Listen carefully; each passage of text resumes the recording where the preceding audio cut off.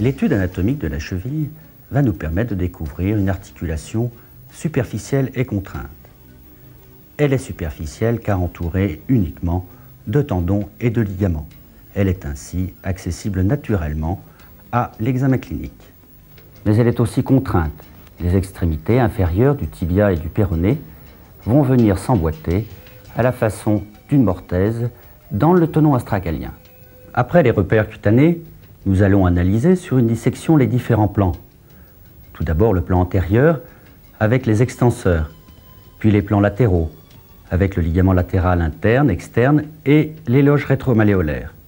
Enfin, le plan postérieur avec essentiellement le tendon d'Achille. Nous terminerons par l'analyse d'une pathologie fréquente, l'entorse externe.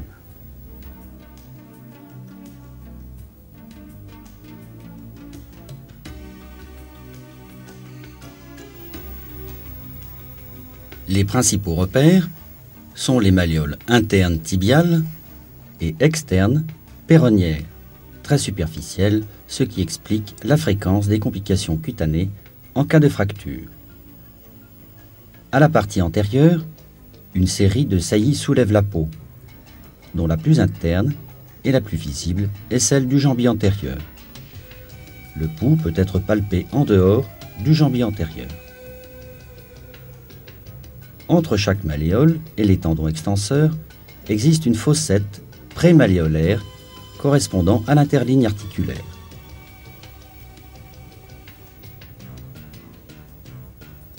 En arrière, la grosse saillie médiane du tendon d'Achille s'insère sur la grosse tubérosité du calcanéum. Entre le tendon et les malléoles, on retrouve les deux gouttières rétromalléolaires, l'externe est la plus profonde, et l'interne, où l'on retrouve le pouls tibial postérieur. En dehors, on localise les trois faisceaux du ligament latéral externe. Le faisceau antérieur, le plus fréquemment lésé, le faisceau moyen ou calcanéen, et le faisceau postérieur presque horizontal. En dedans, le ligament latéral interne ou deltoïde de forme triangulaire.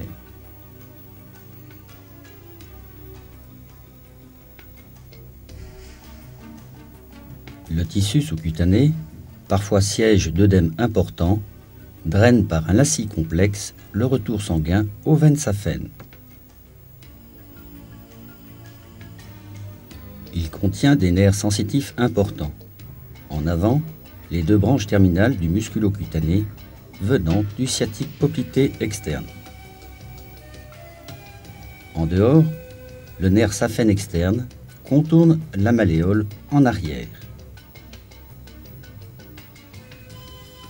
En dedans, la branche terminale du saphène interne descend en avant de la malléole, satellite de la veine saphène interne.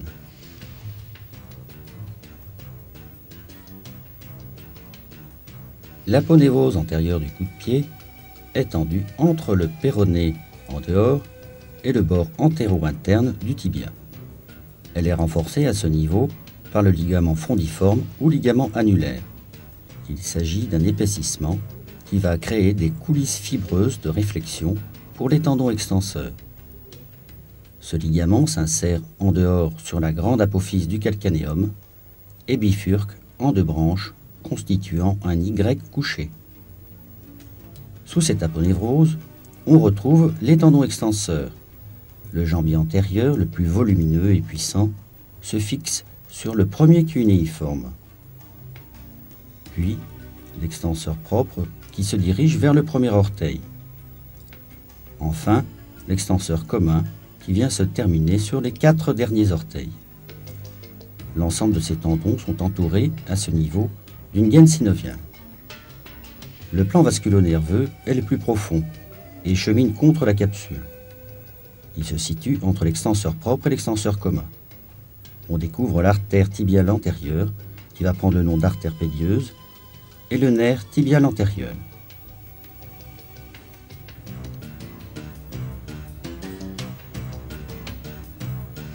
Sur cette vue externe, on découvre en avant l'articulation péronéo-tibiale inférieure recouverte de son ligament. L'articulation de la cheville proprement dite avec le dôme astragalien. En dessous, l'articulation sous-astragalienne postérieure se trouve juste en arrière du sinus du tarse et du ligament en haie. Plus bas, le muscle pédieux. En arrière du péroné, on retrouve la loge rétromalléolaire contenant les tendons des péronniers latéraux. Le court péroné latéral est le plus antérieur. Ils se réfléchissent sous la malléole externe et deux coulisses fibreuses viennent les plaquer contre la corticale.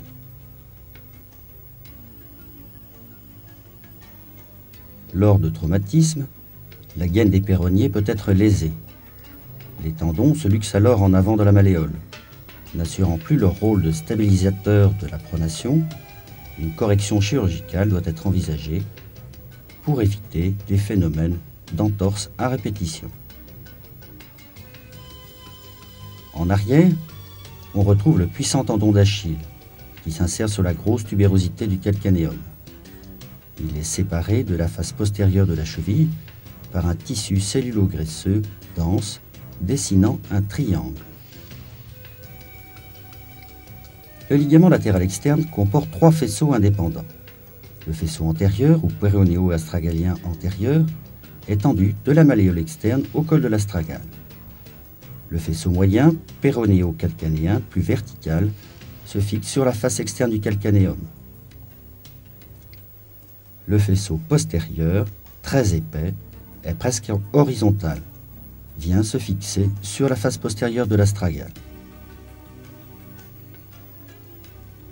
Le ligament latéral externe est un ligament isométrique. Il conserve la même longueur lors des mouvements de la cheville. On peut matérialiser par cette cible l'axe de la cheville, qui est situé transversalement dans le corps de l'astragale. Lors du mouvement de flexion-extension, on observe que les différents faisceaux conservent la même tension.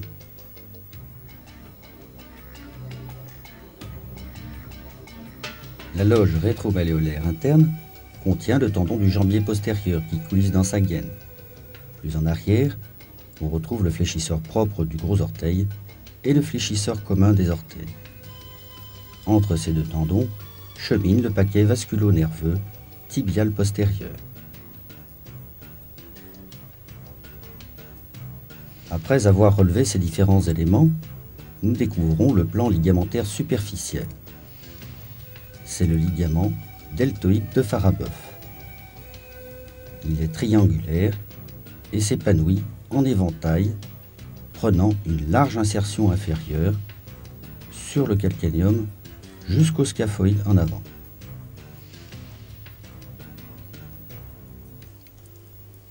En dedans, l'axe de rotation de la cheville est en dessous de la malléole.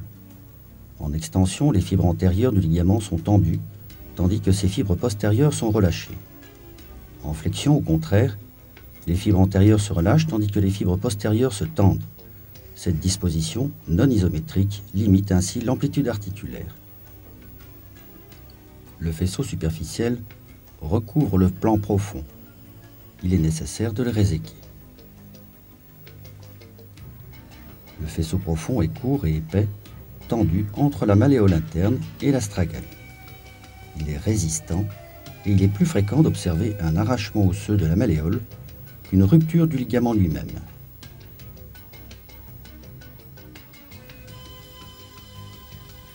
Le plan postérieur est constitué essentiellement par le tendon d'Achille qui s'insère largement sur la grosse tubérosité du calcanéum.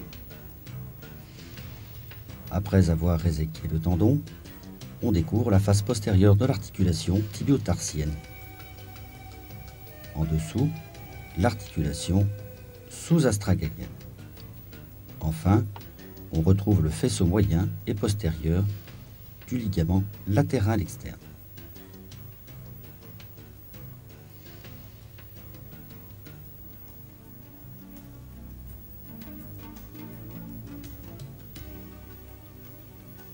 Après ablation de la capsule antérieure, nous découvrons la surface articulaire de l'astragale en forme de trochlée, avec ses versants internes et externes. La trochlée est plus large en avant qu'en arrière.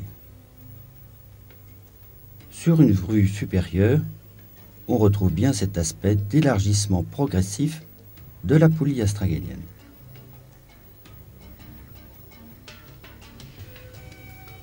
Après résection des ligaments péronéotibiaux inférieurs, nous observons une ouverture de la pince malléolaire en flexion. Elle se ferme au contraire en extension.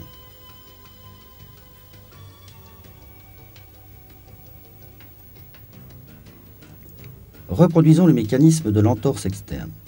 Le pied est porté en supination et la section du faisceau antérieur provoque un véritable déboîtement de la cheville. On peut retrouver de multiples lésions. Il s'agit parfois d'une avulsion osseuse de l'insertion ligamentaire.